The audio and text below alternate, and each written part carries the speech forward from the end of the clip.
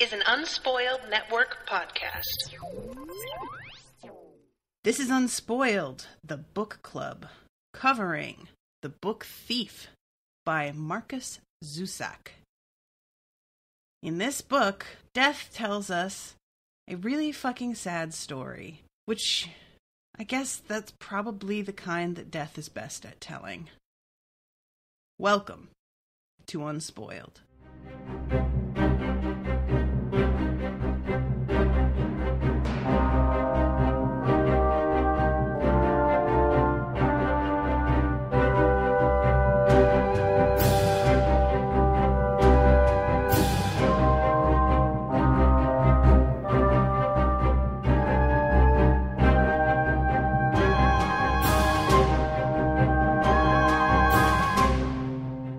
Welcome to the show, everybody. I'm Natasha. And I'm Jamie.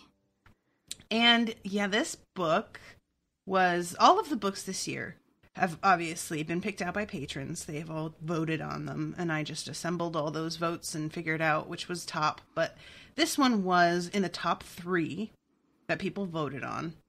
And it's a book that's been on my mind because it's got such an evocative title. And was made into a film, so it got some of my attention when that happened also, but I'd never read it, and I knew that it was set in Nazi Germany, and that was it. But I didn't know that it was from the POV of death, which is kind of interesting. Jamie, when did you read this, and did you know anything about it going into it? I bought this book in 2008. And Okay. my friend who, when we worked at Barnes & Noble together, her main place that she worked was the kids and young adult section. Okay. And so she recommended it to me. And she's like, you like World War II stuff, and I just think you'd really like this book. So I read it in 2008, and I remember it being beautiful, beautifully written and heartbreaking. Mm-hmm. And kind of didn't really remember a lot of the details of it since then. It's been 10 years. Yeah, the book, for reference for anybody who's interested, was published in 2005. So you got on that pretty quick. Yeah. After it came out. I had to think back, when did I buy this? I bought it in New Hampshire when I was visiting her. Okay, so that was 2008. That's... Yeah. It's a much different experience reading it in 2018. Yeah. All right. So there's a few things that I want to cover here.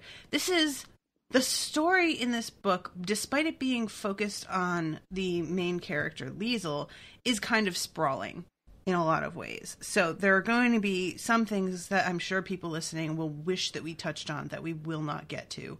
My apologies. I'm trying not to let my podcasts turn into the World War Z podcast, which was literally 4 hours long. But the first thing that I want to talk about is the choice that he made to have Death be the narrator. Mm-hmm. And apparently when he was asked about this, he said that he was trying to find a balance because the voice of Liesel was the wrong choice because she's, first of all, too close to the story. And second of all, if she was telling this from the perspective of an older woman who was then in Australia, it would be too modern sounding, like the turns of phrase that she'd use.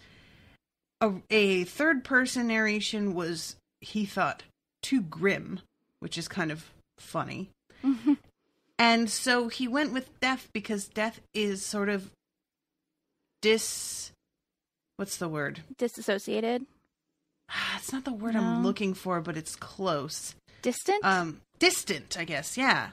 And not, the emotional investment isn't the same. Death is so much more matter of fact about everything. And that was kind of what he wanted.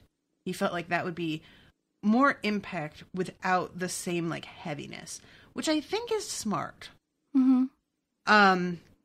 And it's an interesting question, the kind of narration that different stories have and why they chose it to be the way it was. Now, I like the POV, but I was saying this in the book club group on Facebook. Those of you who are interested, it's facebook.com/groups/unspoiled book club. I wasn't a huge fan of the writing style. And apparently there were some people that understood what I meant and were like, yeah, me too. But you didn't have that problem from the outset, right? Mm-mm. No. Is it because the language is really sort of, it's very purple prosy. It's very, not flowery, but like... He uses words in a way that the word was not supposed to be used. Yes. Which I find really fascinating. I like it a lot of the time when it's done sparingly. But it's done so often, literally every sentence, that it just got really distracting. I don't disagree with you on that. Like, there were moments where I was like, that phrase is really beautiful and so well placed. And then other times I'm like, I could use with a little more information here. Mm-hmm. Like, turning everything into poetry isn't always the best choice. And I feel like this book is almost overly poetic at times. Mm-hmm. Yeah, it was, like, there were moments, like, he describes one woman as, he says, she was constructed of 50-year-old wire. Mm-hmm. That kind of thing I really like. That tells you something. But then there were times where he would say something like, her wrinkles were a slander. And I'm like, I don't know what you even want me to think here. Like... So this, and like I said, because it was so frequent, it was just distracting and would pull me out of things a lot and make me sort of like stop and consider what he had intended, because there are times when that kind of language is so viscerally correct, even though the word is not what the word is supposed to be, that when you hear it, you're like, yes, okay, yes, that's right. It's just, that's right. And you just know it. But I feel like he only hit that about 30% of the time, if that. So I spent a lot of time just going, what? And I was sort of hopeful that that after he set the stage, that use of the language would sort of fall away a little bit, but it didn't. It stayed pretty consistent throughout. Yeah. So that was not my favorite. However, peppered in are different headline type, bold lettered, like, points or explanations of things. And I really, really liked that. Now, you listened to the audiobook at least partially, right? Yes. Yeah. When stuff like that would come up, how was it handled in the audiobook? So he would pause, there'd be a bit of a pause, and his voice would get louder and it would get less conversational. So I started off listening to the audiobook and I noticed those moments and was like, what is that? And then when I went and looked at it on Kindle, I was like, oh, okay. I think they actually did it pretty well because I could tell that there was something distinctive happening then. And it felt like it was set apart from the rest of what he was narrating. But, you know, obviously that kind of thing definitely still works better in prose, like on the page. So yeah, I thought that those moments especially served to not only like illustrate his points in a very exposition-y way, but without it being obnoxious, but it also underlined just how set apart death was from everything, that he could sort of like quantify things in a way that was very see, I'm still looking for this word that starts with dis, and that's not, I'm not getting it. But yeah, I went back and forth, I guess is what I'm saying, on the prose and the way that a lot of this was handled. The one main part that I was disappointed in as far as the prose goes is the little book that Max wrote not the first one, but the second one that Liesl was given. Right. And it tells this story, The Word Shaker. Mm-hmm. I had such high hopes for that, and especially on this second reading, it felt like it was building towards him giving her this story about what she meant to him or what she's done for him. Mm-hmm. And then I felt it was really lacking. Yeah, that was one that I actually had to, because I was listening to the audiobook for that section, and I had to rewind a few times because I found myself drifting off. Mm-hmm. I mean, talk about purple prose. That section particularly was just really over the top, and it kind of lost me. So, yeah, I feel like it sort of sounds disrespectful when I say it this way, but I think you'll get what I mean since you covered that one with me too. This is the kite runner in Nazi Germany. I didn't do the kite runner. Oh, you didn't? Who did I No, record that Kite was Runner with? that was Krista. Oh, my bad. I don't have it in me to read the kite runner, I don't think. I think that this book was setting up something similar in terms of its exploration of the beauty and brutality of humanity and how people have to like make these horrific compromises. But I think Kite Runner was more effective. And I think a lot of that is the simplicity of the language because it just let itself speak for itself and it didn't distract me so much. But I understand what you mean with you don't have it in you, but I kind of think you should. Okay. Because it's pretty unbelievable. I've been really scared to read that for a really long time because I've heard upsetting. that it will upset me. Yeah. It's really upsetting, but it's so deeply moving. It's the kind of book that I put it down and I'm like, I am never going to read that again. And now I'm kind of like, well, I kind of want to read it again. Like this book roused that in me, but it didn't satisfy it completely. Mm-hmm. So now I'm looking to something else that did at the time. So, all right. So let's take a step back here and talk about the actual plot. Liesl doesn't know her father. Her mother can't afford to take care of her or her brother. And so she sends them off to stay with foster parents. And on the way, Liesl's brother dies. And so it's just her that turns up. It's like, what, 1938? Yeah, I think so. And she's about 10 years old at this point. Yeah. So the war is going, but it's not quite yet a world war. Mm-hmm. And I think there's it's peppered in that like her mother may have been a communist. Yes. That's probably why nobody knows where she is anymore. Right. And there's all this stuff about like the Jews, all the Jewish businesses being, pushed out. Mm-hmm.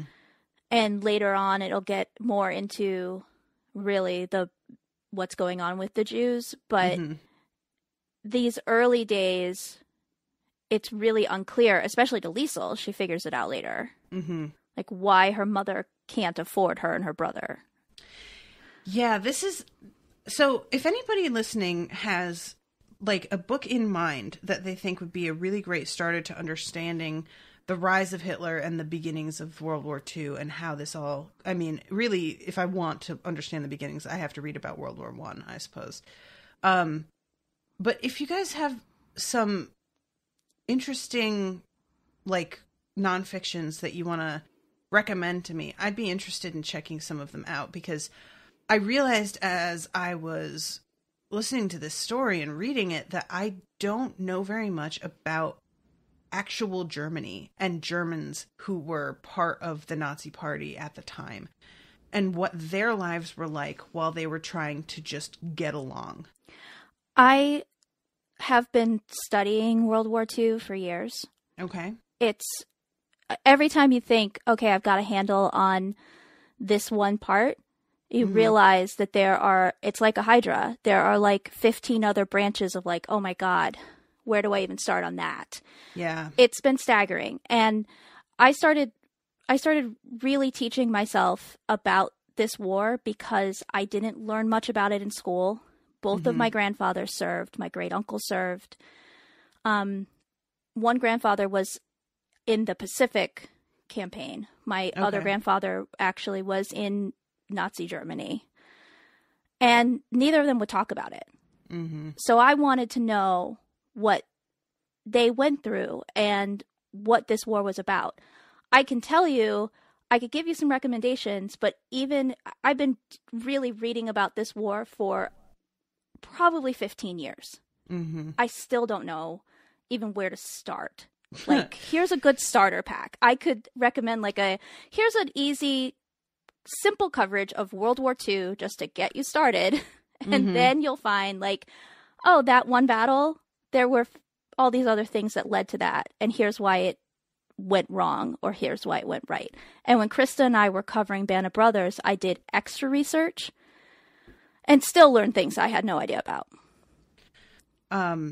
Yeah, I think that's part of why I haven't gotten too far into it, is because I had that sense that it's not staggering to make this horrific sort of comparison, but it's like trying to jump into Marvel Comics in the middle when there's 17 different backstories for the same character. There's a reason that I haven't. Right, exactly. I can tell you a little bit about,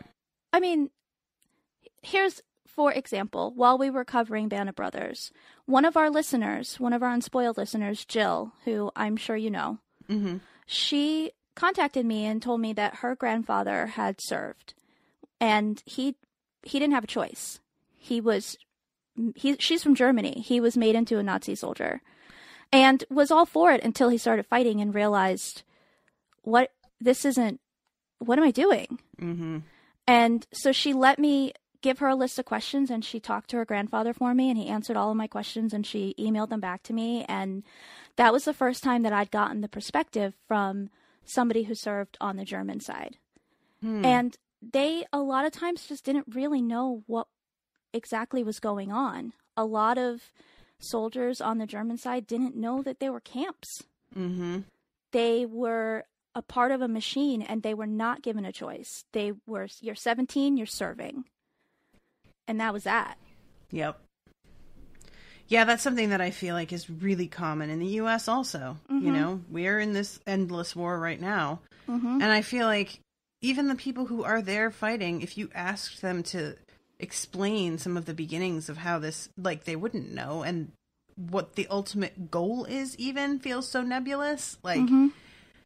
Yeah, there's just... At least with World War II, there was one guy and his ideology that everybody believed they were fighting against. Mm-hmm. Even though it was basically just, not just Nazis, but fascism on a whole. And, it's not as simple as we're just fighting Hitler. But that was a good target. We're fighting Hitler. And, a symbol, yeah. Yeah, and now there isn't that. Yeah. What are we fighting for? I don't know. And I'm sure that our military guys might have some idea, but also might not really have an idea at this point. It is really nebulous. So, Liesl shows up at the home of a woman who looks like a wardrobe. With cardboard lips. Cardboard lips. And a tall, thin man with silver eyes. Mm-hmm. This is Rosa and Hans Huberman.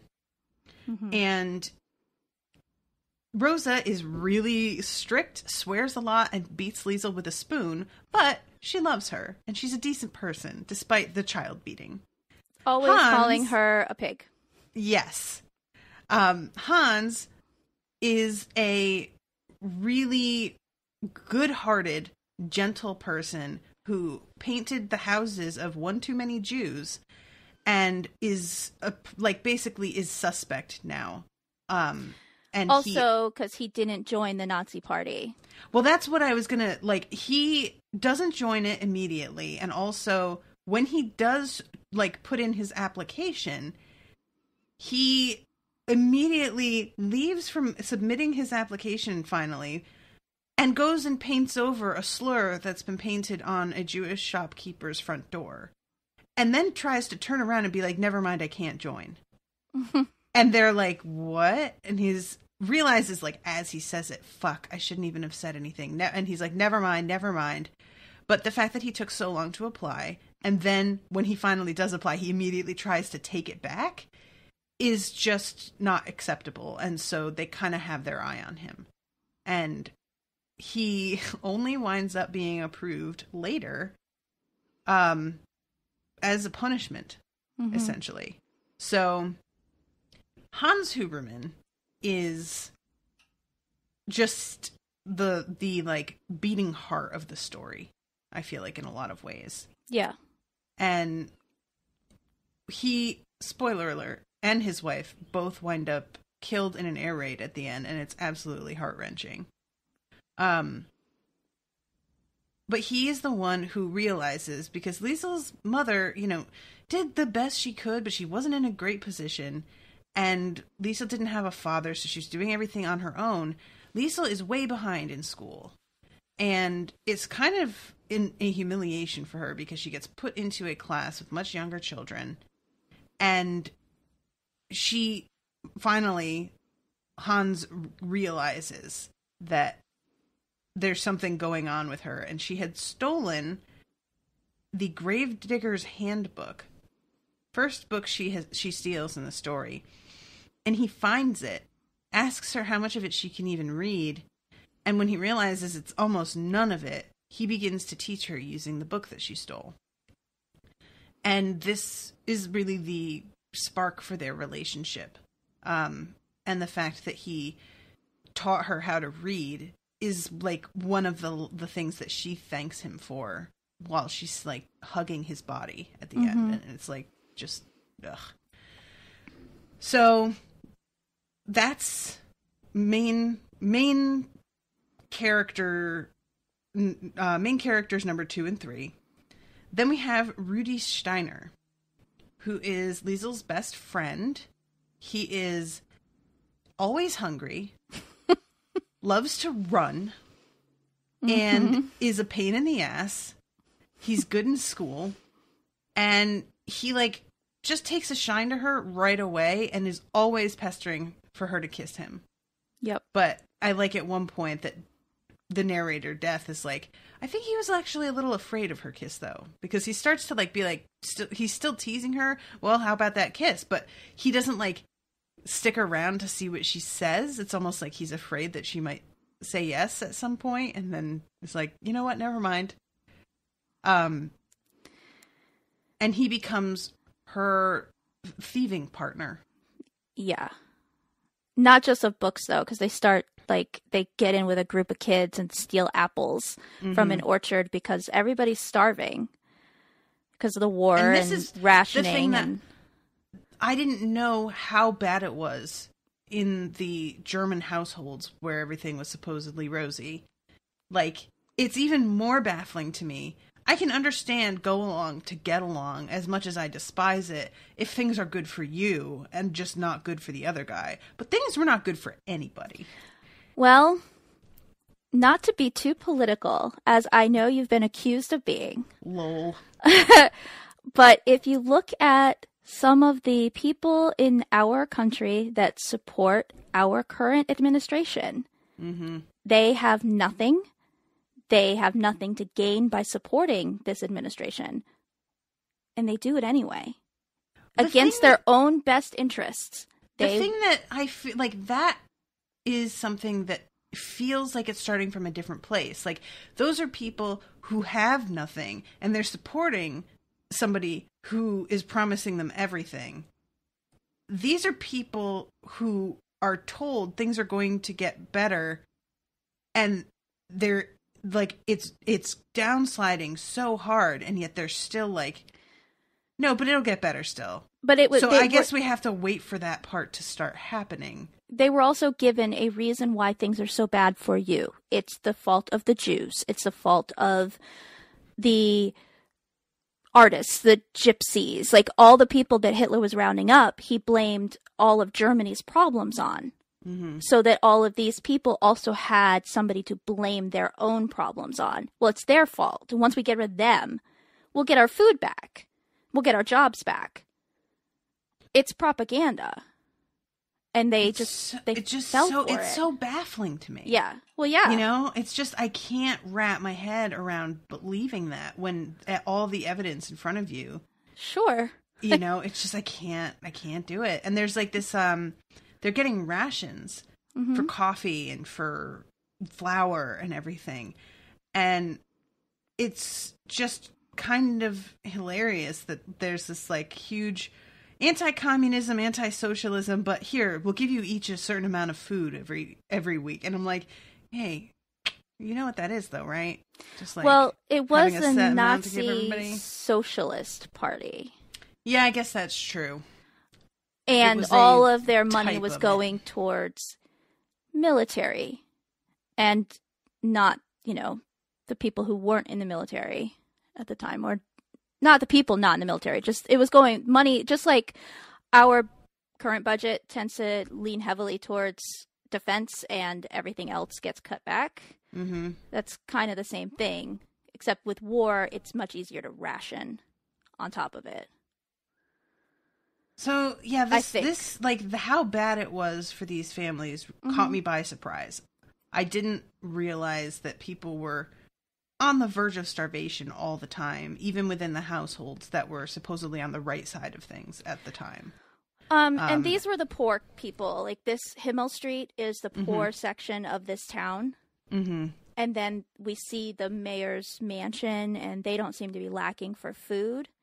True. But at least when it gets to a point where they're telling everybody else to cut back on things, that the mayor's like, it wouldn't be right for us to not cut back on paying for, like, our laundry to get done when we're telling everybody else to do it too. Right.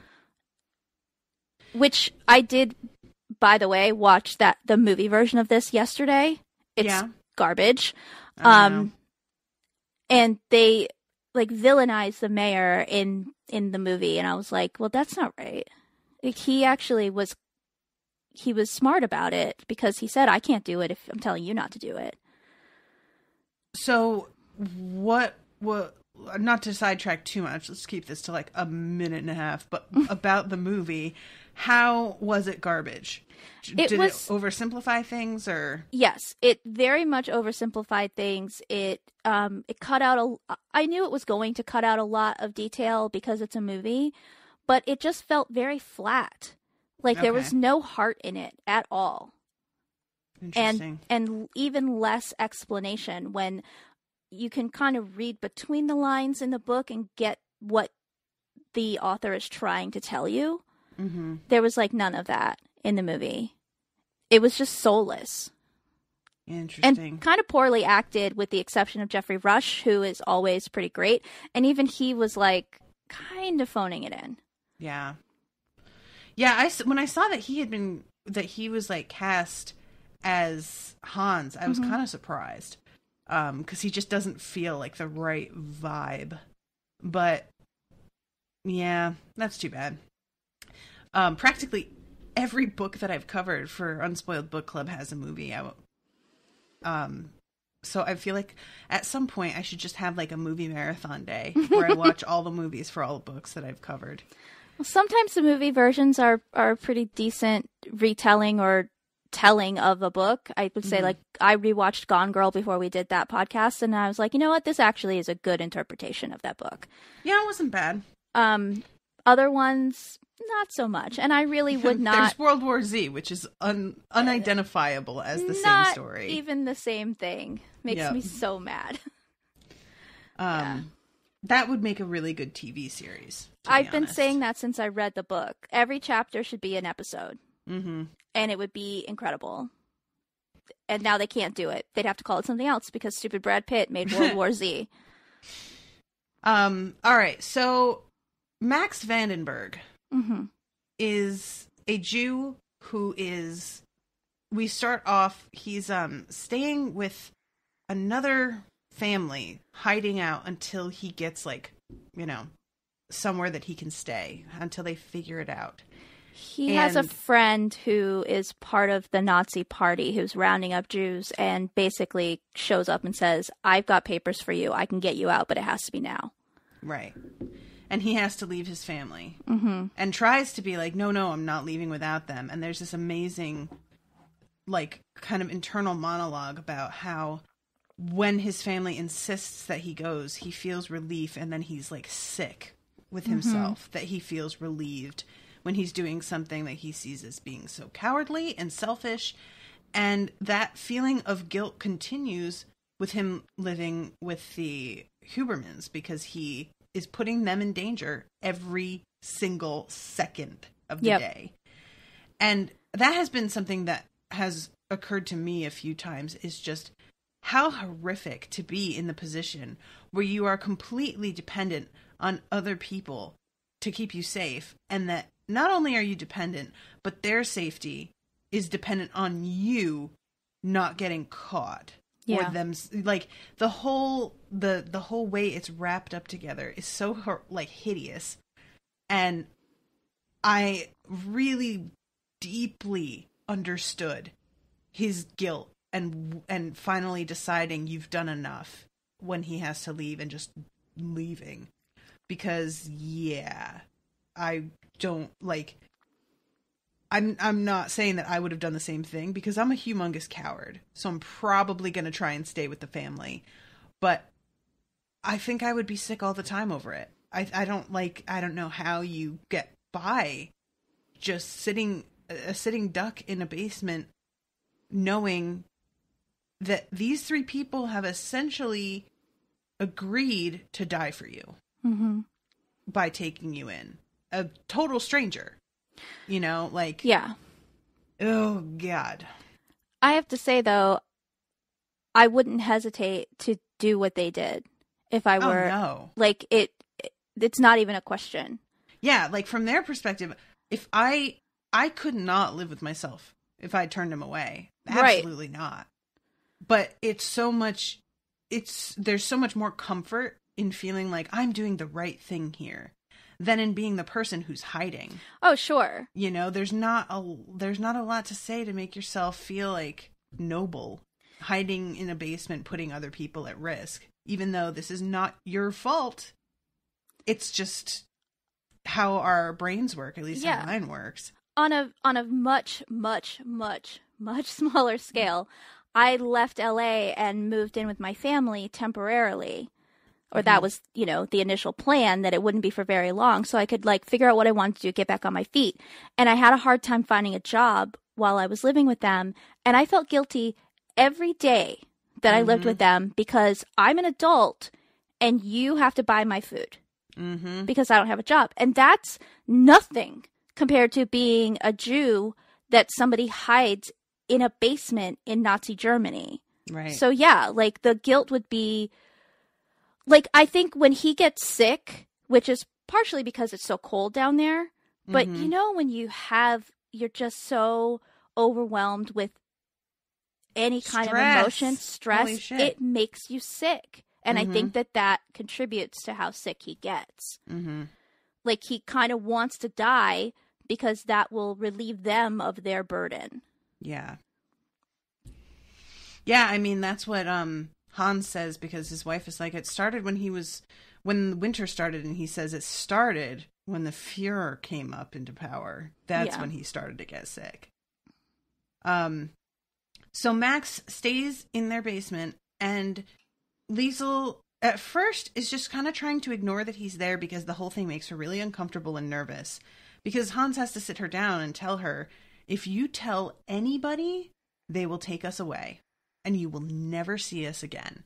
And he really has to walk this fine line of scaring the shit out of her and just making sure that she knows really what is at stake here. And he decides to err on the side of scaring her.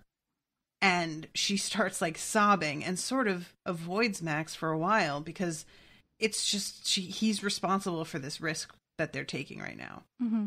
But gradually, they begin to grow closer.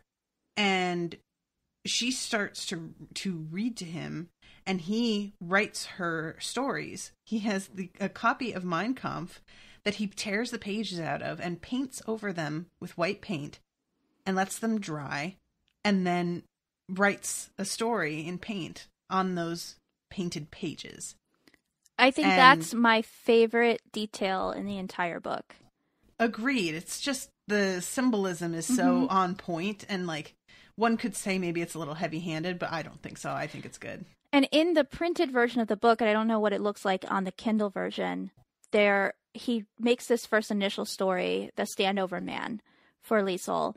And the way that it's printed is to look like, you can sort of see through the paint a little bit. So there are like words from Mein Kampf behind this paint really faintly. I just found that to be really effective visually. I'm trying to find exactly where, because that part I listened to, so I didn't see it, and I'm like wanting to try and find Pages from the Basement might be the one. Here, let's see. Oh yeah, here it is. Yep, it's like photocopies of. So yeah, all my life I've been scared of men standing over me, and there's like an eagle, like the Nazi symbol, and it's casting this shadow. And yeah, volume 1, A Reckoning, and you can see it like painted out. Yeah, how interesting. That's cool. Yeah. These are the kinds of things that really you miss. That's why I told you, there's some visual things that are kind of important in the book. Yeah. Although I have to say that the reading of it on the audiobook, it was still very affecting. Like, this is cool to see. But I definitely still was like, there was something about the weirdness of the story. Yeah. The Standover Man that like got to me. I really liked that story. I didn't, and I liked the point of the other story that he tells, the word shaker, but only the actual point of it, that words are so damaging, but also can save you. But otherwise, I didn't like that story. The Standover Man, I thought, was just a really moving little short story written for a kid. Yeah. And the fact that he is an eagle or a bird of whatever kind, because she said that his hair looks like feathers, is kind of an adorable detail. Yeah. I love their friendship. In the way the book is written, I wish that the author had let it go a little bit and just given us more of them bonding. Yeah, agreed.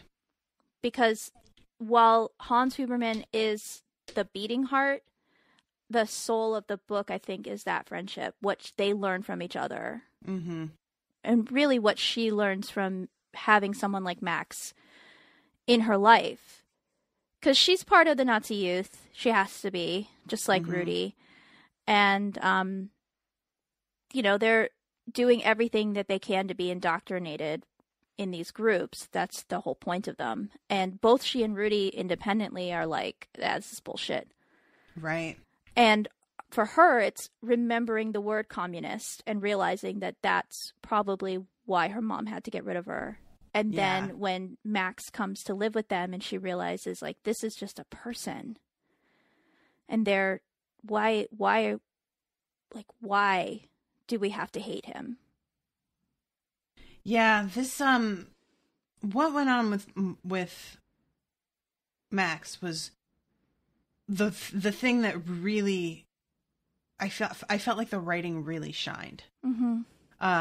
Because so first of all, like you were saying, the relationship between the two of them it's just so it's so beautiful. Not just because of what they're doing for Max, but also because Liesel has found a family. Like, Hans and Rosa, she genuinely starts to come to see as her parents. But there is still some horrors that she's already experienced as a child that they can't really understand. And Max gets it and has nightmares also. And the fact that he also likes to fight and box. And there's an amazing scene where somebody's teasing Liesel because she can't read well, and she loses her mind and rips the kid to shreds, kicking and biting and tearing at him with her nails. And evidently the fact of that fight is shared everywhere. Mm-hmm. She finds out later that Hans knows about it. She had no idea. And even the kid's brother, later she runs into him. He's part of the thieving crew. And when he finds out that she's the one who beat up his brother, he smiles and is like, good for you. I always get in trouble if I do it. Which I loved so much. So yeah, Liesel as a character is just so interesting because she's so young and has gone through some shit already and has to kind of just hold that for a while until she meets Max and they can sort of share a little bit in that regard. Yeah. So one of the climaxes, and I say one of because there's a lot that happens in this book, so it's not really a fair thing to say, but there is a moment when she's out. I think that she and her friends are outside playing soccer when they start to hear something strange. And they think that it's like somebody driving cattle. And then when they come closer, this crowd, it turns out that it's a bunch of soldiers herding Jews. Mm-hmm. And to Dachau, which was one of the work camps. Right. And one of the things that I found really affecting was Death starting off this scene by saying, people said that the truck broke down. It didn't break down. Not only did it not break down, but there were 3 trucks. And I really doubt all 3 broke down at the same time. So they were forcing them to walk just to be cruel. There's absolutely no need for it. They had trucks and it's more work for them as well, but it's a show of power. Mm-hmm. And they're walking down the street and this one man falls down because he's malnourished and dying and he can barely get back up again.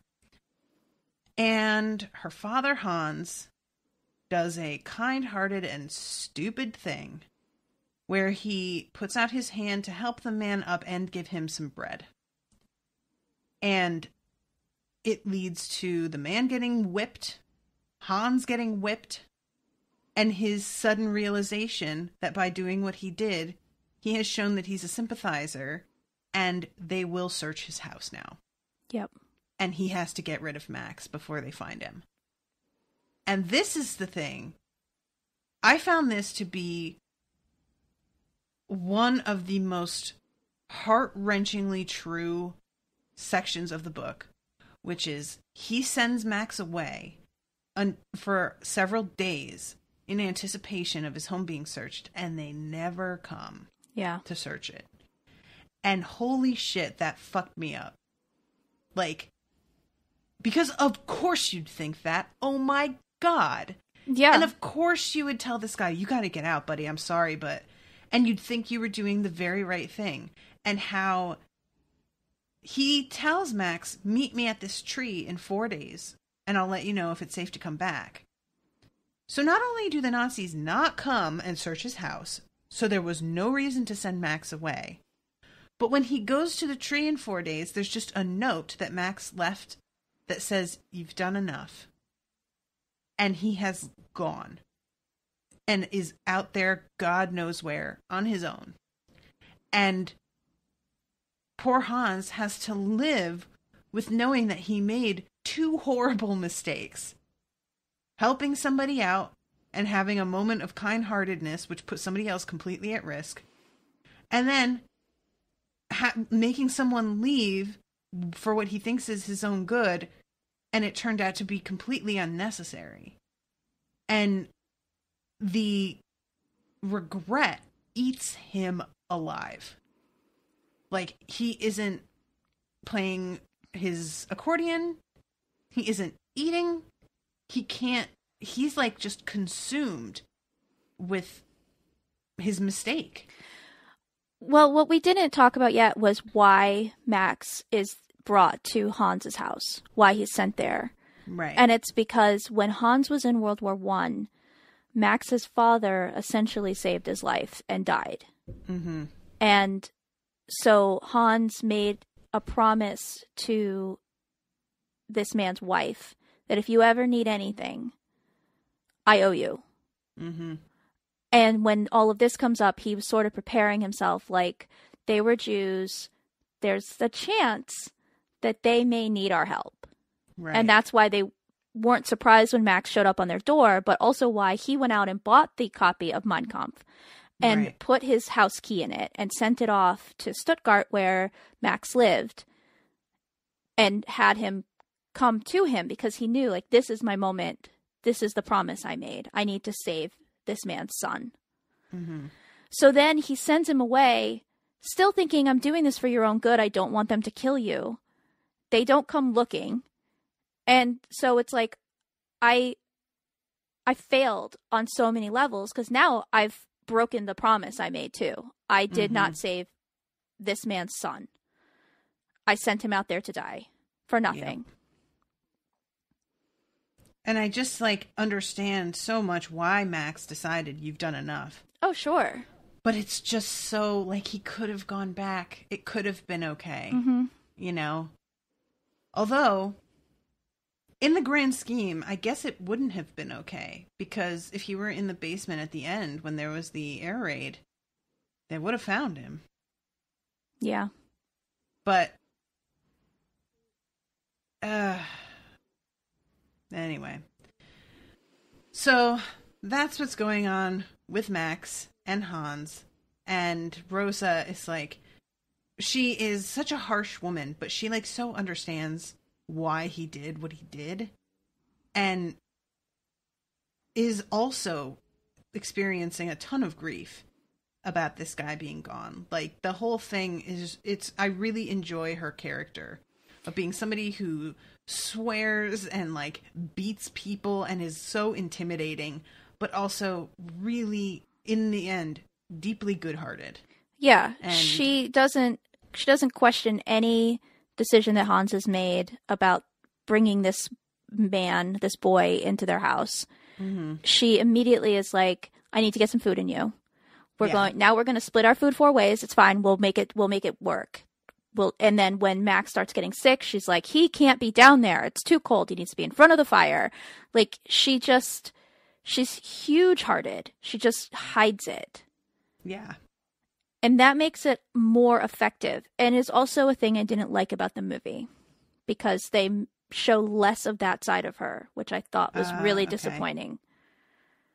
Yeah, that is. So, all right, back to Liesel. She, like I said, had started stealing with Rudy, and they're stealing food mostly. But at one point, the second book that she steals is called The Shoulder Shrug. And she steals it from a pile of books that are being burned on the Fuhrer's birthday. And it was wet, apparently, so it didn't really catch. And when she steals it from the pile, she notices somebody sees her. And she's really concerned about it. But it turns out that the person who saw her is the mayor's wife, and she also loves books.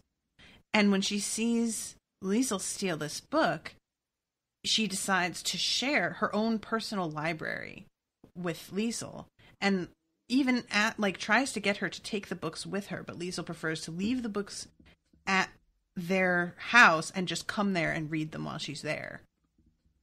Well, eventually, as you mentioned earlier, they wind up, because they get their washing done by Liesel's mom, they wind up firing her. And Liesel flips her shit. And the woman, her name is Elsa Herman. She basically forces Liesel to take the book that she's been reading called The Whistler. And when after she makes her take the book, she gives her the note saying that they're firing her mom. And Liesel is like, oh, okay, so you're trying to give me the book to make yourself feel better about abandoning us? You are our last customers. Thanks for fucking nothing. And throws the book at her and, like, storms off and tells the woman also to, like, you're pathetic because you're still, wasting away over the death of your son. Like, you're the only one who's lost somebody. Get it together. She is pretty harsh. It's kind of amazing. And then she feels bad about it immediately. like, why did I say any of those things? But she was in a temper. Yep. And she decides that she's still so angry at this woman and her husband that she's going to go back and she's going to steal the fucking book that they offered to give her. Because it seems much more fitting to her that she should take it than accept it as a gift. Which I totally get. So she goes back there with Rudy, who is under the impression himself that she's going in there to steal food. And realizes, too late, she had no interest in the food. She was there for the book, and that's all there is to it. And this starts this thing where she goes and steals books from their library, somewhat frequently, and finds out later that Ilsa Herman knew. Mm-hmm. And was putting, like, making it easier for her to steal by leaving the window open. And even leaves, like, a plate of cookies out. Mm-hmm. Things like this. And they probably sat there for, like, days while she was waiting for them to show up and take the cookies. Yep. I love this. It's, like, such a weird little, like, relationship. Mm-hmm. But I really, really like it. Because it's a woman who is broken, who is, like, just having trouble relating to people in general. And she's found somebody that she can relate to without having to even talk to her. And give her something. And forge a weird kind of, like, friendship without actually needing to connect in a real way. But they also are connecting in a real way. Yeah, they're not talking about it at all. Yeah. I love it's that so she strange. leaves I really her. Like this. I love that she leaves her a dictionary. Mm-hmm. Because she knows that Liesl has been learning to read. Right. So she leaves her this dictionary so that she can look up any word that she has a question about. Mm-hmm. It's pretty great. And she leaves that, like, leaning on the windowsill. I think that's when Liesl realizes, like, oh shit, she knows. Right, yeah. Yeah, so this whole, like, this couple, the mayor and his wife, wind up taking Liesl in once her mama and papa are killed in the air raid. Right, because Ilsa hears that one person survived that bombing. Mm-hmm.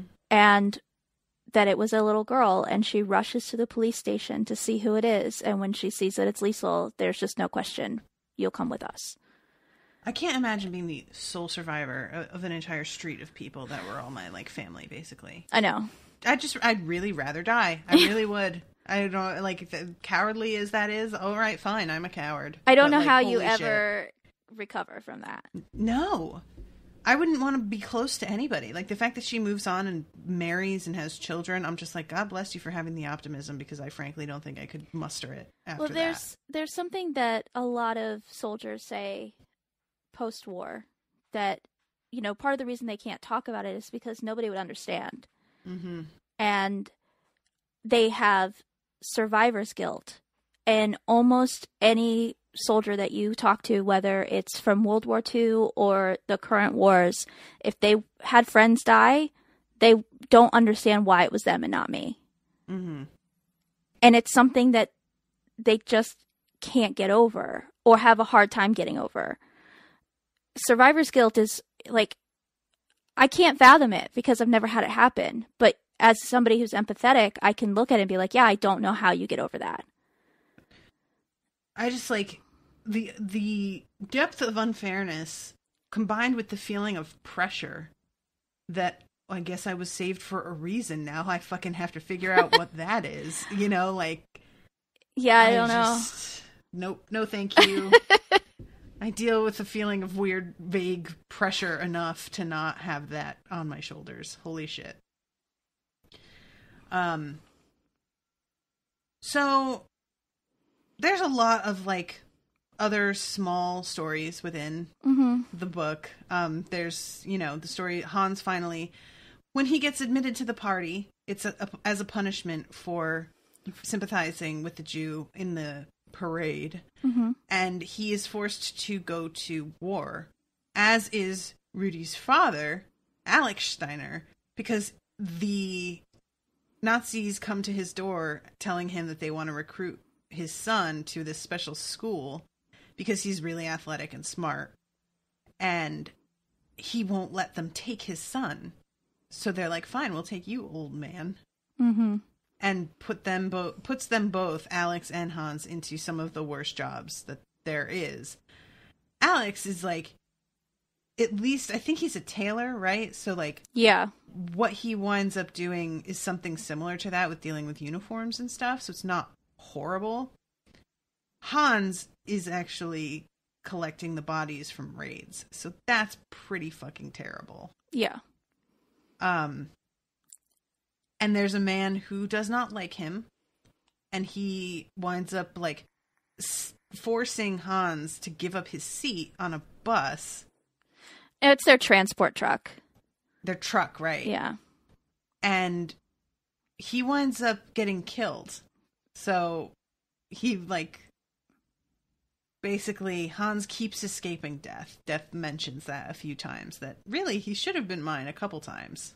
Yeah. But he keeps getting away, and whatever. It's not like Death is like grasping and it's like, God damn it, I need that one because he keeps trying to get away. Slipped out of my fingers. It. Yeah. So of course Alex comes home after Liesel has been adopted by the mayor, and his whole family died. His entire family died after he left, and he finds out that Liesel is the one person who survived, and they wind up like forging a bit of a friendship over being like the only two people who remain.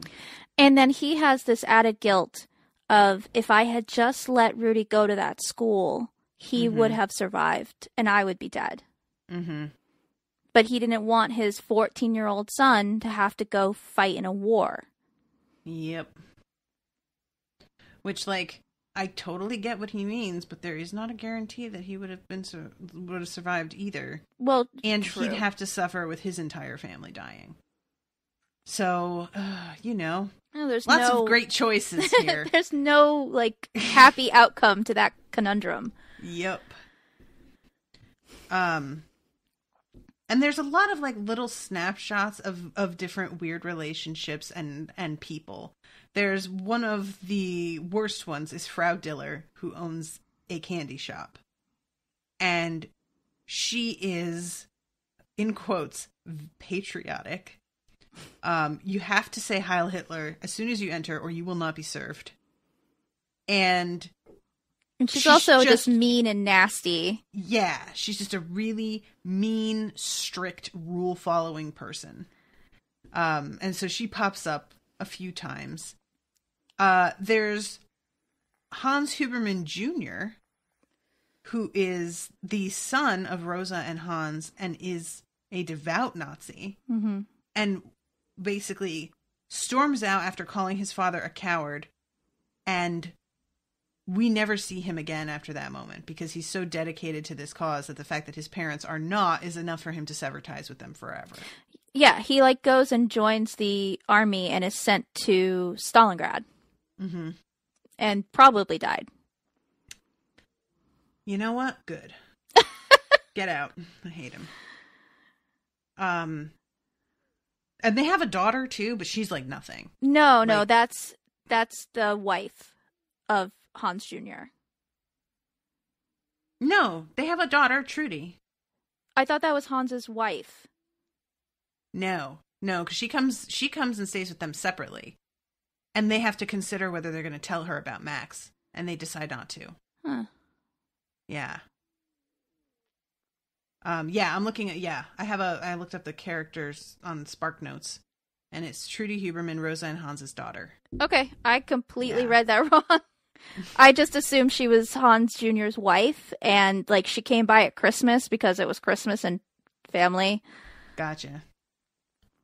Yeah, we don't really know anything about her, and we don't ever, like, really see her. It's just hearing that she came by, and they decided not to tell her, and that's, like, all we get of her. Yeah.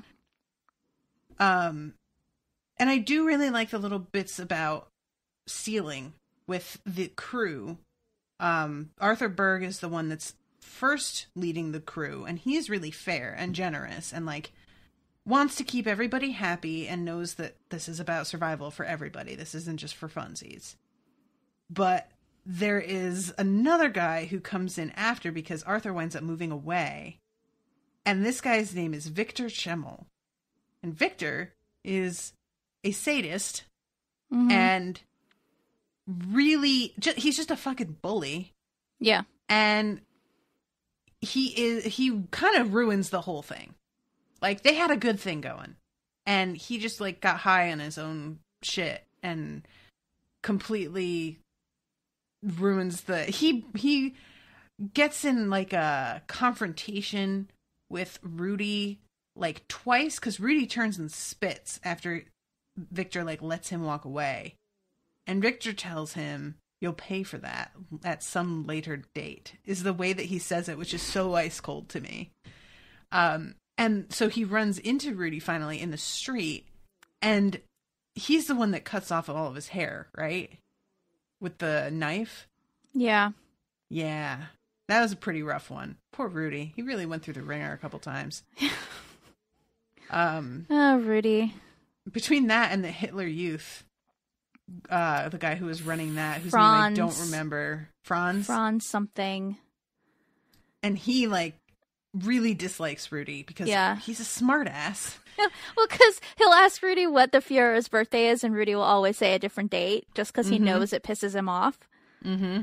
And then the reason that Rudy is known to be a good athlete is because he decides he needs to win all of these races to one-up Franz. To prove to him, like, I'm better than you and I know it. I'm a better runner. Right. And that makes the Nazi party like, oh, this kid has good grades and he's a very athletic, capable kid. We should take him. Right. So that backfires on him. And he was also obsessed with Jesse Owens, and the first thing we learn about him is that he saw Jesse Owens in the Berlin Olympics and wanted to be just like the fastest man alive, so he painted himself black and ran a little race on his own and was severely punished for it because you don't want to be a black person. Yeah. You're a nice little blonde Nazi. This is something, because I really, you know, we keep dancing around the fact that so much of this feels very, very relevant right now. And when he's spotted by his father, I really enjoy that the father isn't even, like, personally, like, how dare you want to be? He's like, you can't want this. Yeah. Holy shit. And he says something like, okay. Yeah, he says something like, you have beautiful, safe blue eyes. I'm going to read this little section here so that you guys can get, because I feel like this was so correct. First of all, there's the conversation between him and his father. They walked around a few corners onto Himmel Street, and Alex said, son, you can't go around painting yourself black, you hear? Which, you know, fair enough, he's not wrong. Rudy was interested and confused. The moon was undone now, free to move and rise and fall and drip on the boy's face, making him nice and murky like his thoughts. You see what I'm saying, guys? Did you see it? Did you get it? Why not, Papa? Because they'll take you away. Why? Because you shouldn't want to be like black people or Jewish people or anyone who is not us. Who are Jewish people? You know my oldest customer, Mr. Kaufman? Where we bought your shoes? Yes. Well, he's Jewish. I didn't know that. Do you have to pay to be Jewish? Do you need a license? No, Rudy. Mr. Steiner was steering the bike with one hand and Rudy with the other. He was having trouble steering the conversation. He still hadn't relinquished the hold on his son's earlobe. He'd forgotten about it. It's like you're German or Catholic. Oh, is Jesse Owens Catholic? I don't know. He tripped on a bike pedal and released the ear. And then they walked on in silence for a while until Rudy said, I just wish I was like Jesse Owens, Papa. This time, Mr. Steiner placed his hand on Rudy's head and explained, I know, son, but you've got beautiful blonde hair and big, safe blue eyes. You should be happy with that. Is that clear? but nothing was clear. I love that conversation. And I love the bolded text, the contradictory politics of Alex Steiner that comes before that. Point 1. He was a member of the Nazi Party, but he did not hate the Jews, or anyone else for that matter. Point 2. Secretly, though, he couldn't help feeling a percentage of release, or worse, gladness, when Jewish shop owners were put out of business. Propaganda informed him that it was only a matter of time before a plague of Jewish tailors showed up and stole his customers. Point 3. But did that mean they should be driven out completely? Point 4. His family. Surely he had to do whatever he could to support them. If that meant being in the party, it meant being in the party. Point 5. Somewhere far down, there was an itch in his heart, but he made it a point not to scratch it. He was afraid of what might come leaking out.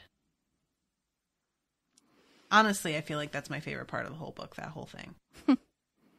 Like, this is such a perfect example of, well, I don't agree with everything, but I voted for him because I agree with a couple of things.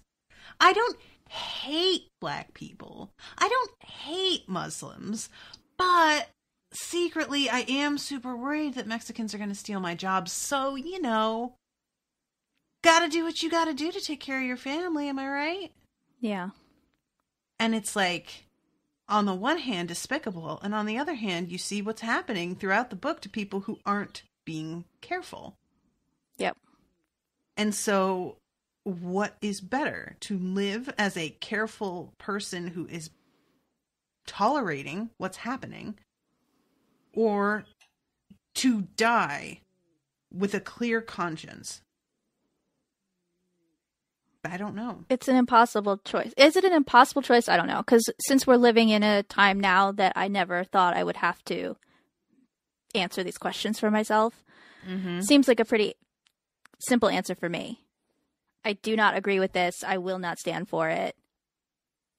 I guess if I don't want to die, but is it worth dying for? Yes. But it's, yeah, like how do you really know until you're in the situation? And there's a real irony because he's doing what he thinks is best for his family, but by doing that, they all get killed anyway by the people that are, like, this is, it's a result of Hitler.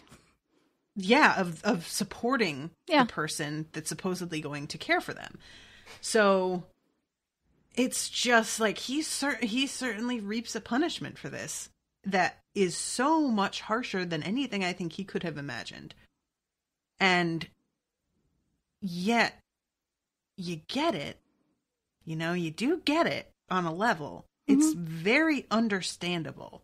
And that's what's so terrifying about it, is that if it's that understandable for somebody who would definitely not take this stance, then it's something many people would and did do. Yeah. That's the part that I think was so upsetting about reading this, was just like, yep, that's all very familiar and very rationalizable. Yeah, there have been a lot of things that I've read about the people of Germany and how the majority of the average German citizens, they just kind of turned a blind eye to the bad stuff and were trying to survive through this. And when things started rising up, it was, well, it doesn't personally affect me, so, I mean, what can I do? I'm one person. We're one family. These are the rules. This is what's happening, but we can't stop it. And the people who tried to stop it were the people who ended up in camps or ended up dying. So then it was like, well, I mean, I don't want to die, so I'm just going to put my head down and continue working and taking care of my family, and this will all work itself out. It's the people who did nothing that ended up probably feeling the most guilty later when they found out just how bad it was. And it's the people who did nothing that were the reason, like, my grandfather had a big problem with Germans for a very, very long time. Because he cleaned up a concentration camp. Right. He saw what happened and how close it was to a town and how all of these people just sat by while these other people were being killed. And he couldn't forgive them. As a nation, couldn't forgive them for that. It's a hard thing to wrap your head around, and now we look at current times in this country where a lot of people are like, well, it doesn't really affect my life. Mm-hmm. Yep. And I said this on Facebook, that so much of what happens in this book and so much of the illustration of life in Nazi Germany is so banana pants insane that if this were fiction, I would call it laughably heavy-handed. Because we're celebrating the Fuhrer's birthday by burning books. Everybody owns a copy of Mein Kampf, and if you're not securely in the party, you better carry that shit with you like armor. And be reading it and caught reading it all the time. People have portraits of Hitler in their home. Like photos of him on the wall. And everybody has a Nazi flag that they have to hang in the window on his birthday. And when Hans and Rosa can't find theirs, they almost have a fucking heart attack. Not having the flag would be enough for them to get picked up. This is the kind of thing that I just can't believe is real. It's so hard for me. And yet, okay, so here's the thing. In its finished product, where we approach it from the perspective of where we are now and watch people frantically try to find a flag because not having it means they could die. That is so over the top that you're just like, okay, what? Come on. But a few steps back from that you can see people just going along because they're afraid. Really afraid of what is like kind of irrelevant, because they could be afraid of all kinds of things, but they all get blamed on Jews. So they go along because they're afraid, and then all this extra nutty shit creeps in after the main hold is in place. Once we've got them, then we can not just threaten them ourselves, but turn their neighbors against them by making sure that if a neighbor sees you helping a Jewish person, they'll call you a filthy Jew lover and spit in your face. Or call the police on you. Or call the police on you. Or just vandalize your business and refuse to give you any more so that you're driven out of town. And how incrementally this stuff happens until all of a sudden you've reached this level that's just... It kind of reminds me of like an addiction problem. Where at first you maybe take a hit of something at a party because everybody's doing it and it looks like fun and who cares? And it slowly becomes a bigger and bigger problem until suddenly you are broke and squatting in an abandoned house and wondering how the hell this happened. And blaming it on everybody else. Right. And if you went to somebody who was in that situation and asked them if they ever thought they'd be here, of course they wouldn't. Nobody wants to be there, but they made a series of tiny choices that led to this enormous consequence that's so huge that it's difficult to even comprehend. And that's the part of it that I really find so frightening, is that it's the creep of fascism and fear as a control tactic is so incremental and so benign looking at first. But it's insidious. It's super insidious and it's really scary. Fear is the easiest thing to use to get people to rally towards something that you want them to rally towards. We saw it after 9/11, using fear to help George W. Bush win a second election. Mm-hmm. We're seeing it now. Trump uses it for everything. Yeah. Everything is something you should be scared of. You need to be scared of the Mexicans, scared of black people, scared of anybody that's not white. Also, the press is lying to you. Like, all of these things, if it was just one thing, you'd be like, oh, God, racist. But when you put it all together, it's fucking terrifying. And this book was not scary to me when I read it in 2008.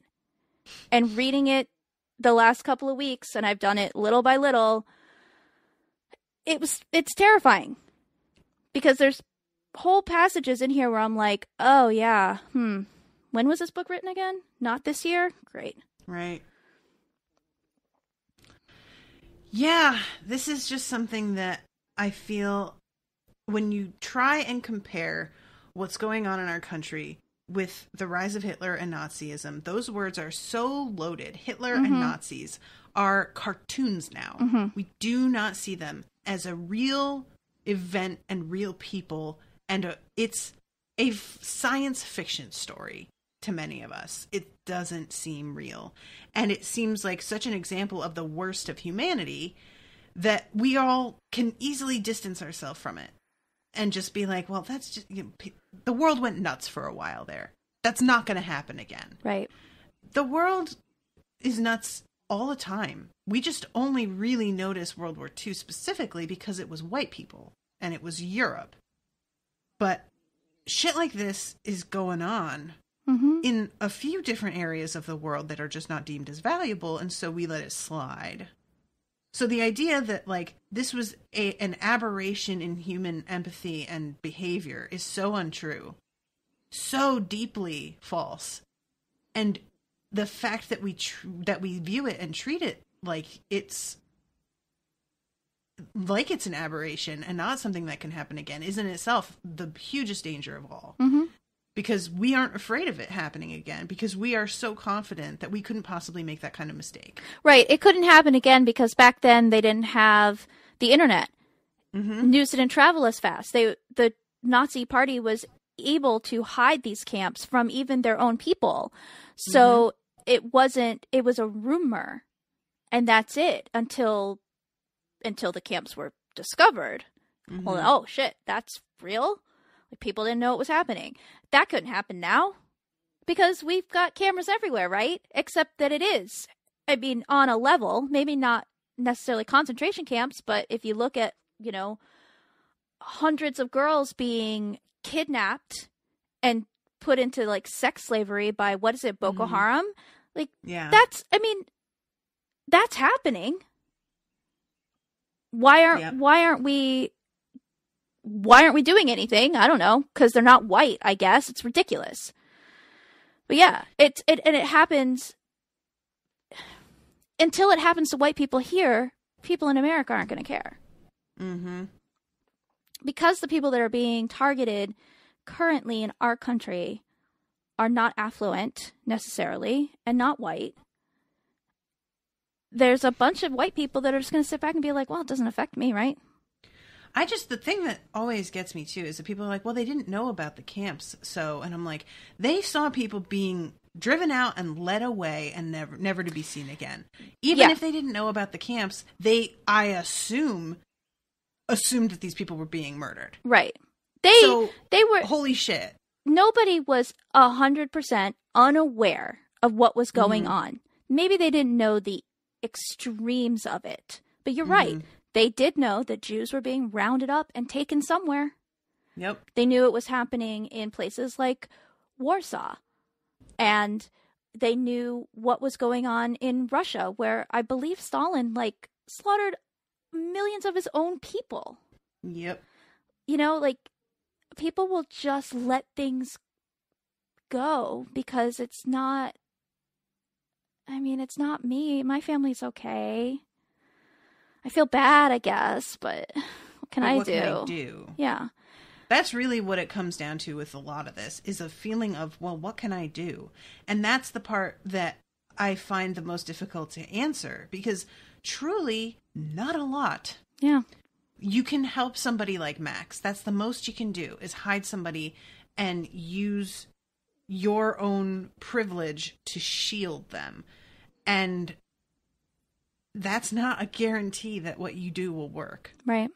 You know, whatever you do is going to be enormously risky, and it may still result in somebody else getting hurt. And like what happened with Hans in the street helping out one Jew is like, you know, a moment of humanity from somebody could still result in the death of another person. So you have to pick and choose when you show your humanity too, and when it feels like the optimal time to do it. Because you can't go around being human all the time, because that will fuck up your ultimate goal of actually saving someone. Mm-hmm. So the thing that in an ideal situation, and I put ideal in quotes because it's so not, is he pretends that he doesn't give a shit about this man who's dying and stumbling to the ground in front of him in order to keep Max from being at risk. Because there's no saving that guy. Absolutely no chance. He's in a parade of Jews being, like, marched through town. There's no way this guy, that Max can, or that Hans can do anything to get that man out of his situation, but he can help Max. So you have to really dispassionately weigh what the better outcome is and what's most likely to have the greatest effect, and then shut down your human reaction to everything else. We didn't even talk about when Liesel does see Max being paraded to Dachau. Yeah. And that was rough. Runs out into the crowd, into this parade of Jews, and approaches him and hugs him and gets beaten and pulled out of the crowd. And then she runs right back in and grabs him because she's happy he's alive. She loves him. And she doesn't care that, and she knows she's going to be in trouble. She doesn't care. She's been beaten once. They'll beat her again. It doesn't matter. He needs to know that I see him, that I didn't want him to leave, that I, you know. Yeah. And it's horrifying. And that's when she tells Rudy about Max later. Yeah. Which I really appreciated that she told him before Rudy died. I liked that. And that was the one reprieve that Zusak gives us, is having Max be alive at the end. Mm-hmm. The one person. She loses literally everybody in her life. But somehow he survived Dachau. Yep. Which thank God for something. Jesus, Mary and Joseph. At least it was just a work camp. Right? I have a friend who went to Dachau. Because it's still there. It's a memorial now. And he showed me pictures, and they were horrifying, and I could barely look at them. And it's, you know, this was a good 60, 70 years later. And I still was like, I can't.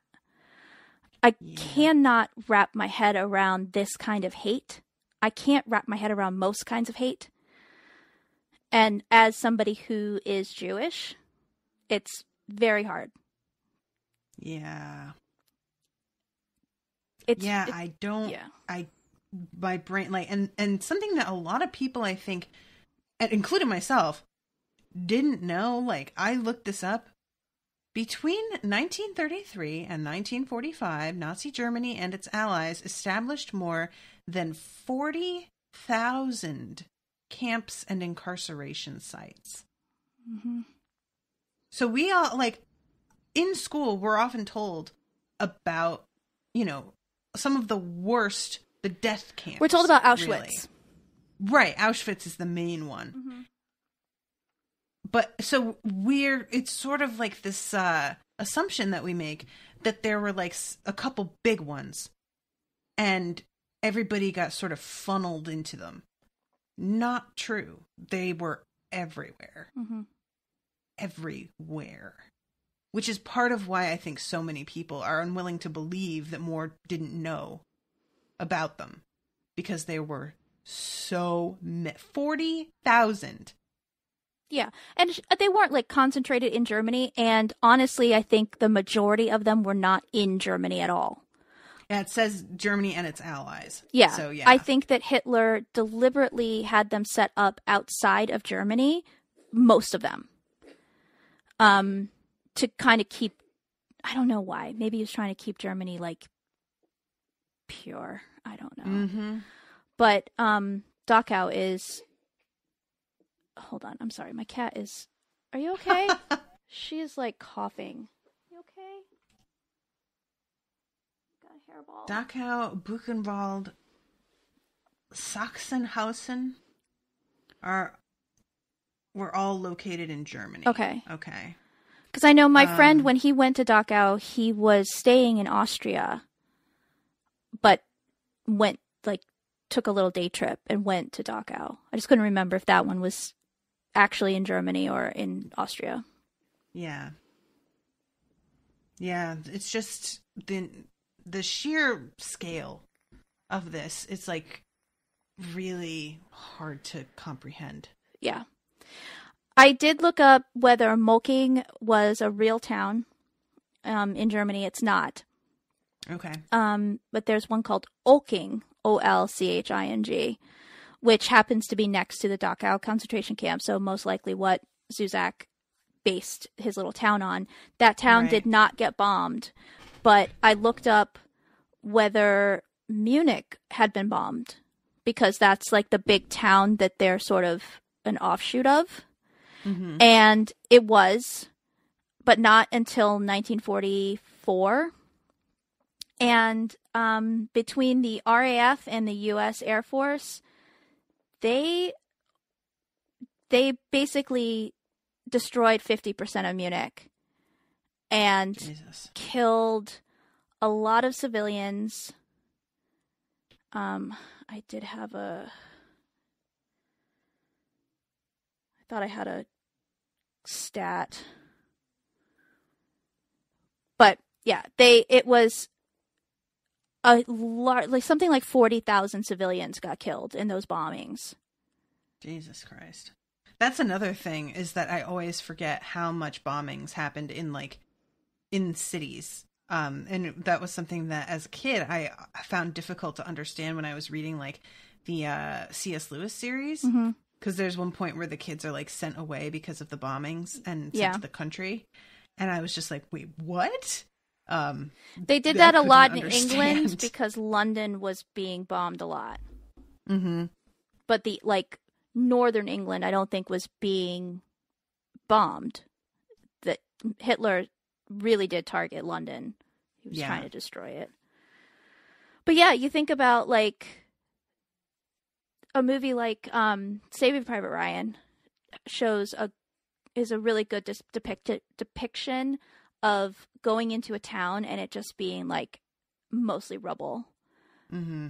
There's a really harrowing scene in that movie where Vin Diesel's character is trying to save this little girl who is like cowering in what used to be their house with her family, and he ends up dying for it because he gets shot by a sniper. Vin Diesel was in there. Yeah, man. Weird. It was one of his first big roles. But yeah, it's incredible how much of Europe was destroyed from bombs. And how many just innocent people were killed. Mm-hmm. Because, like, in the case of Munich, they were targeting munitions factories and, like, where they would have all their ammunition kept. But they still, like, just bombed huge areas where people lived. Mm-hmm.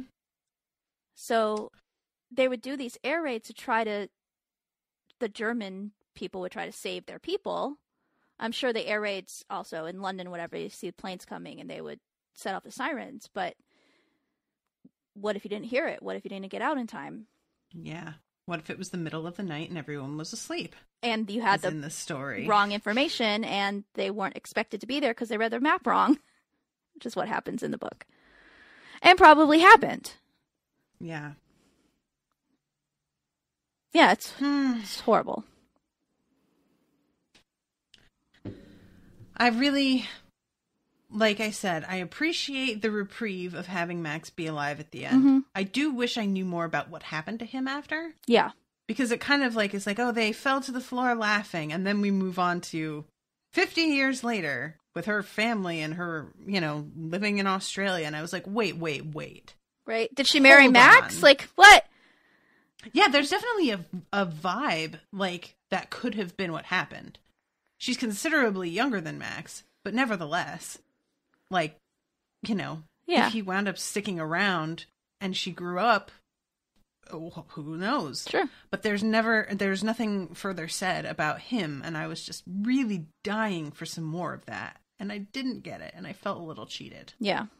Because I needed some more.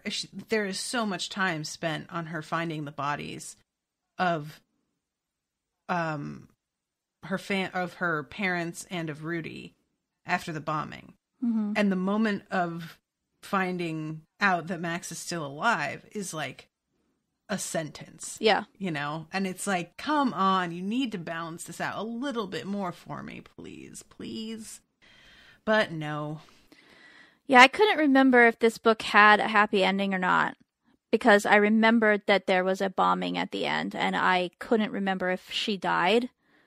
And I couldn't remember if Max died.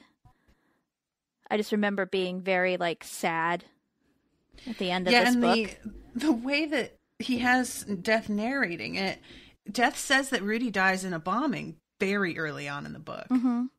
And then is like, oh, I'm sorry, I'm being rude, I'm spoiling the ending, but mysteries don't hold much interest for me. So you're worried every time that there's a raid because you think maybe this is when Rudy dies.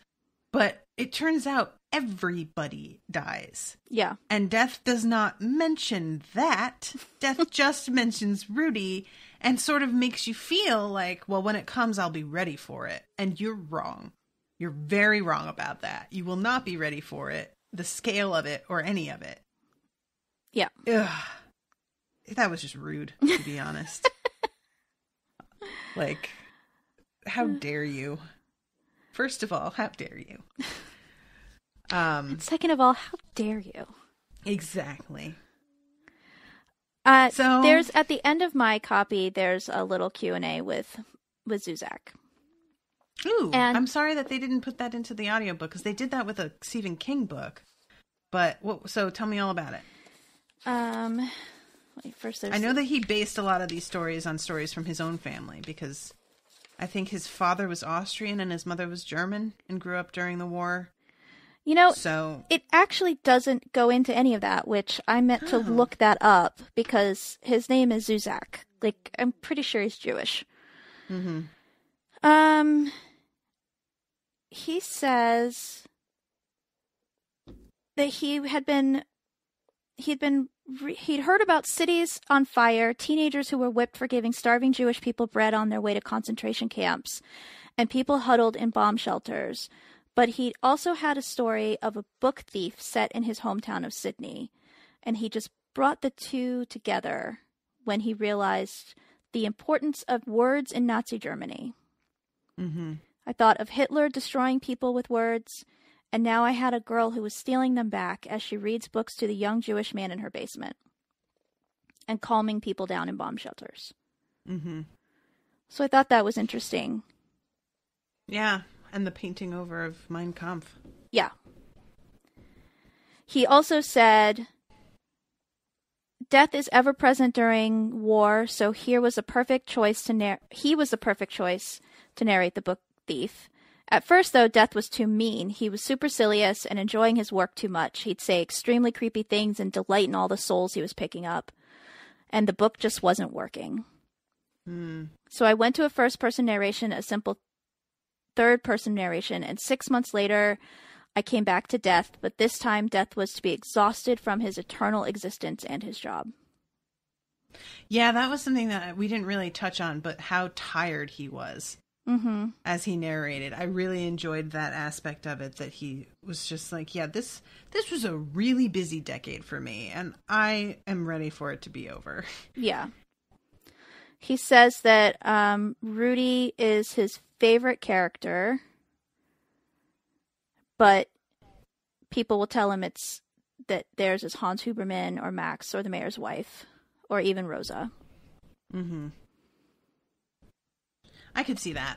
Rudy is like just such a bright, childlike, untouched by all of this, that I could see writing him being kind of a relief. Yeah, he said that Rudy was just fun to play around with. Yeah. I do really like Liesel, though. I feel like she's getting short shrift because she's the main character, and often that can be kind of a tough spot to live. Mm-hmm. But she really, like, her getting in a fist fight with a boy that teased her and then going off on the mayor's wife like that really earned my respect.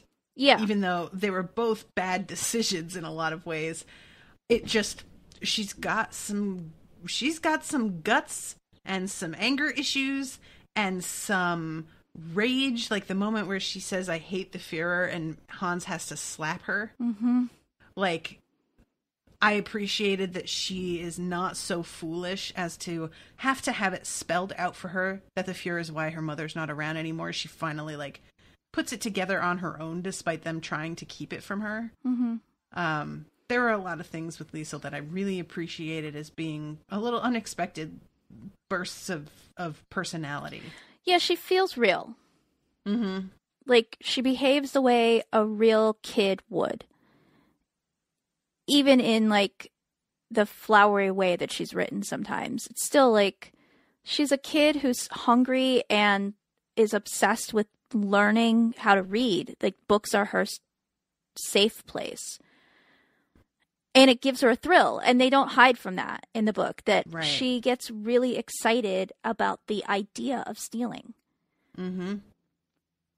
Yeah, and the first time that Rudy calls her the book thief, she's, like, delighted. Mm-hmm. That title is her favorite, and that's what she winds up calling her own memoir that she writes that she thinks is lost forever. Well, it is. Death has it. It's not lost. He knows exactly where it is. She just doesn't get to see it again till after she's died. Yeah. But yeah. Yeah. I don't know. I like her too. I feel like every character in the book is well drawn and they feel like real people. Mm-hmm. Nobody necessarily feels like a caricature. Yeah, agreed.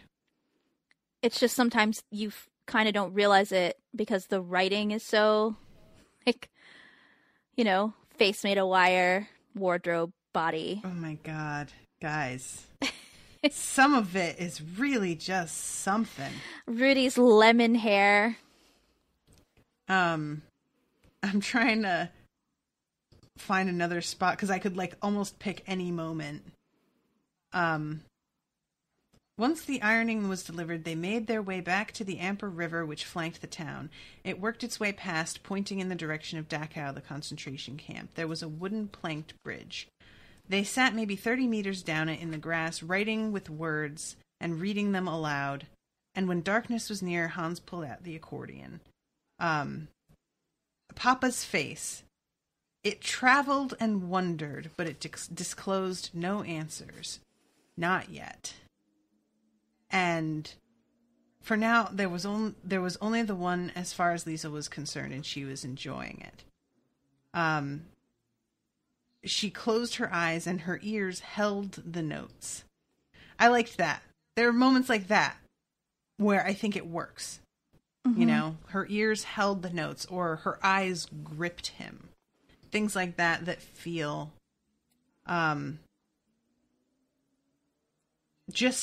it's a different way of saying it, but it still feels like it makes sense. But yeah, the moon dripped down his face. Right. Not exactly. There was this part that I marked off. It was the Führer's birthday, where Liesel realizes that they started burning the books. She wasn't there yet. Right. She's like, they started without me. Although something inside told her that this was a crime. After all, her 3 books were the most precious items she owned. She was compelled to see the thing lit. She couldn't help it. I guess humans like to watch a little destruction. Sandcastles, House of Cards, that's where they begin. Their great skill is their capacity to escalate. That struck me. Yeah, I like that too. Yeah. Each time Sister Maria looked at her list, a string of nerves tightened in Liesel's ribs. It started in her stomach, but had worked its way up. Soon it would be around her neck, thick as rope. That's another good one. Yeah. There's a lot of little moments like that in the writing where you're like, this is so well phrased. Mm-hmm. And other times you're like, pull it back a little. Pull it back a tiny bit. Like I said, it can get distracting. Yeah. There are times where it's just so right that you can move on. And that was actually in Winter's Bone. There were several moments like that where there's a turn of phrase and it's arresting but not distracting. Mm-hmm. It just makes you go, oh shit. But yeah, but I wanted to share some of the ones that I actually liked. I'm trying to see if there was another one, but I haven't highlighted it because audiobooks prevent highlighting. What a shame. All right, so I think we've covered everything. I think so. Is there anything else that you wanted to mention? No, I don't think so. Very anticlimactic. I cried a little bit at the end. I was reading it. Yeah. I was like, I was up way too late. I really had to go to sleep for work, but I was like, I'm going to finish this now. And I forgot how heartbreaking it was to read about her finding her papa. Yeah. It was almost too much. Yeah, her being like, that's his accordion, give it to me, I'm going to bring it to him, because she doesn't realize yet. And then she couldn't. Even though she kind of does. She couldn't look at him. Yeah. And she just sat with him. And it was too much. And I have my issues with, not wanting to lose my dad. You've lost your dad. Like, I'm sure it affected us in different ways, but probably the same way. Like, it's too much. It was too much. It was so sad, and I forgot. And I was sad about her. I was just sad about this little girl losing everything.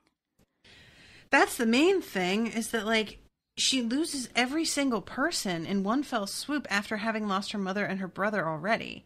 Yeah. So it's just, the abandonment complex that you'd start to have. Forget it, Ugh. The movie handles this part so poorly, I almost shut it off. And I was like, there's probably 5 minutes left. I'm just going to finish. But they're, like, just laid out on the rubble. Just these bodies. Here's her mom just laid out on the rubble. Here's Hans just laid out on the rubble. Then they find Rudy and she runs over and she's crying and she's kissing his lips and he's just laid there. And like they're the only 3 bodies you see, and then Liesel just passes out. Like she just collapses. Just like, ugh. Come on. Yeah. This is the kind of thing that I'm like, I feel like it could make a really good movie, but it would be very tricky to not make it feel melodramatic because of like the very nature of the material. Yeah. That's a really fine line to walk, but that doesn't sound like they knew how to handle it at all. It was just, all of it was just not, it didn't have any of the emotion at any point that it needed. Mm-hmm. So, like, even when Hans is sent to war, it's not because he fed a Jew some bread. It's because there was some guy who was being carted away who they had found out had lied on his birth certificate and he was actually Jewish.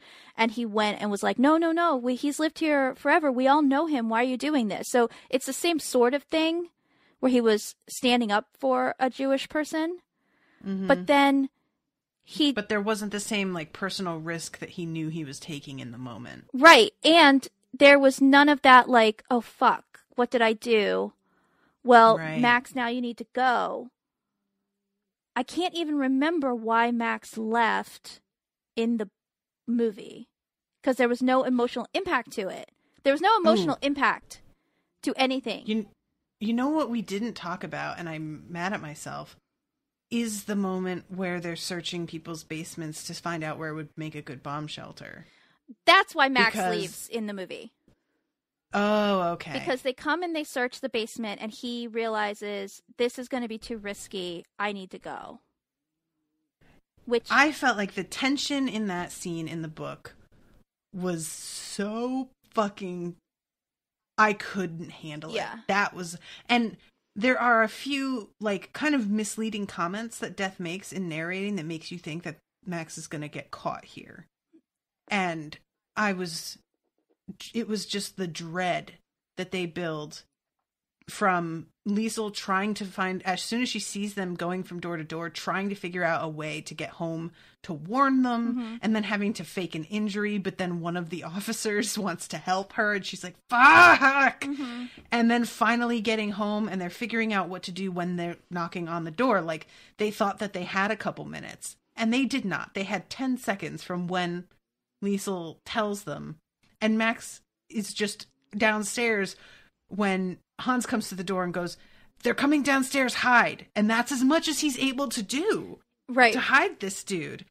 And how Hans comes up with the brilliant tactic of acting so unconcerned that he doesn't even go downstairs with them. Yes, help yourself. It's the door on the left. And stays upstairs, offers them coffee. That was a scene and a half. It reminded me of the opening scene in Inglourious Bastards with the farmhouse and the milk. God, that was just you feel nauseous. Yeah, like, you know, it's just, oh God, it's horrifying. So yeah, there goes another. Because I feel like I started off this episode like making it sound like I really didn't like the book, and it's not fair. I did like it, but I found a lot of it to undermine itself, and I felt like it was so similar in its overall like reflection on humanity as The Kite Runner, which was just as heart-wrenching, in some ways much more so, that it was impossible to not make that comparison. And Kite Runner is, in my opinion, such a masterpiece that there's no way to measure up to that, especially in light of the fact that Kite Runner is a much more modern story. So there's kind of, you can relate to it more because you've seen some of this yourself, or it happened during your own lifetime, which I think makes an impact as well. So I don't want anybody to think I just didn't like it. I feel like I come away from it feeling like I thought it was a beautiful story, and I understand why it moved people the way that it did. But I think it was just too much in some ways that I got hung up on, for me to really just let go and like enjoy it. So there were parts that I really did, but then I would get taken out of it a little bit later. So it was kind of uneven for me. Yeah. I did feel that on this reread. That the language, I think, really struck me the first time I read it, because it was not a form of writing that I had really read anything, not saying this well at all. I hadn't read anything that was written quite this way before. Yeah. And now I have. Like, if I'm going to compare it to just really, like, striking writing, the writing in The Night Circus, which is, you know, elaborate and deliberate in its, like, flowery wording, but works so perfectly. And this, I felt like I felt the story was leaving pieces out that I had to fill in myself. I didn't feel that way with The Night Circus. If that makes sense. Like, I've just read things that do this type of thing with their prose that's better. They do it better. Yeah. And so that was a little disappointment on reread, but I still really enjoyed the story. And I really enjoy the characters. I just wish that there was space in there for some detail. Yeah, agreed. Agreed. And skip the movie because it's trash. Noted. All right, everybody. Well, I think that's it. Did you want to plug anything, Jamie, before we sign off? Well, I always want people to listen to the show that Chris and I do, The Constant. You could also listen to Undeclared The Vampire Diaries, which is on a little bit of a hiatus while Krista's having some treatments done. But we're halfway through season 3, so you could catch up if you haven't started it yet. It's a fun show. And no, that's it. All right. All right, everybody. Well, you know where to find us. Facebook.com/unspoiledpod, Twitter at Unspoiled Show, Instagram at Unspoiled Podcast. If you want to shoot me an email about anything, you can do so at unspoiledpodcast@gmail.com. And let me look. I should have had this ready. Every time I end the book club episodes, I'm always like, all right, what's the next book? So let me look at this right now. Doop, doop, doop, doop. If you want to find out, like, on your own, there is a book club list link on the top of the website, which for some reason it's not letting me click on. Why won't it let me click on it? Oh, website. While you're doing that, I'm going to throw in a quick other plug for our completed coverage of Band of Brothers, if you'd like to hear me talk more about World War II. Because that I did a ton of research every week, so I'm a little more on top of my knowledge for that one. Yeah, that's one that it's sort of like, I think how you're feeling about Kite Runner, where I'm like, I want to watch that show, but I also don't want to put myself through it. Oh, God, it's one of the best things ever. I can't recommend it enough. Back and forth thing. Yeah. Okay, so May is A Dirty Job. Ooh, that book is fun! Moore. I'm trying to see who, because people, I posted this in the co-host group to see who wanted to. Yeah. I posted the whole list and was just like, hey, everybody, pick what you want. I think someone snatched that one up real quick. I feel like they did, but I'm trying to find it and I can't tell. Chris is doing Dead Until Dark. My copy... Yeah, no, nobody called it. Oh. Nobody called it yet, so I don't know who my co-host is. Well, maybe I will. All right. My copy of that book is you know how bookstores will get like an advanced copy, like an advanced reader before it's released? That's what my copy is. Okay. I also haven't read that one in over 10 years, so I need a refresh. But I remember it being very fun. Yeah, so that'll be, and then after that is Atrocity Archives by Charles Stross. I don't know what that is. So I'll have to fix that link on my website, though. I don't know why it's not working. But just wanted to let you all know what was coming up down the pike. All right. I think that's everything. Thank you, Miss Smith. Thank you for joining me. Thank you for having me. And thank you all so much for listening. Make sure to leave a review on iTunes if you've been enjoying the show. If you've got any thoughts on this book, share them with us. And of course, I mentioned earlier the Facebook group for the book club, facebook.com/groups/unspoiled book club. Yeah, I think that's everything. So until next month, toodaloo, motherfuckers.